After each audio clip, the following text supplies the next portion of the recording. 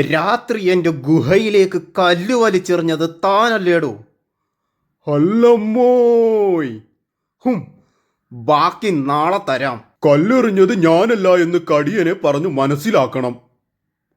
അല്ലെങ്കിൽ നാളെയും ഇടിയാ. കടിയനോട് ഞാൻ പോയി പറയട്ടെ? കലക്കി. എന്നാ പിന്നെ നാളത്തെ ഇടി ഇന്ന് തന്നെ കിട്ടും. ജലദോഷിക്കുന്നിൽ താമസിക്കുന്ന വല്യമ്മാമനോട് ചോദിക്കാം.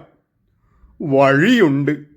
നീ ഉറക്കത്തിൽ സംസാരിക്കുന്നത് കടിയൻ കേൾക്കണം. എന്നുവെച്ചാൽ? കടിയൻ വരുന്ന വഴിയിൽ നീ ഉറക്കം നടിച്ചു കിടക്കണം. എന്നിട്ട് ഉറക്കത്തിൽ എന്ന പോലെ പറയണം നീ തെറ്റു ചെയ്തിട്ടില്ല എന്ന്. കടിയനെ ഉറക്കത്തിൽ പുകഴ്ത്തുകയും വേണം. അതു കേട്ടാൽ കടിയന്റെ മനസ്സലിയും. ഹായ്, ഉഗ്രൻ ഐഡിയ. വാ ശരു, ഞാൻ ഇവിടെ കിടക്കാം. താൻ എന്തെങ്കിലും പറഞ്ഞ് കടിയനെ ഇതുവഴി കൊണ്ടുവരണം. സൂത്ര, കടിയൻ വരുന്നു. എന്നെ പറ്റിക്കാമെന്ന് വിചാരിച്ചോ? അമ്മോ, താൻ എന്തു പറഞ്ഞാടോ അങ്ങനെ വിളിച്ചോണ്ട് വന്നത്?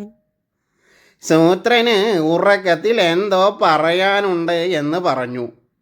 എൻ്റെ അമ്മേ, ഇങ്ങനൊരു മടയൻ. ആവൂ.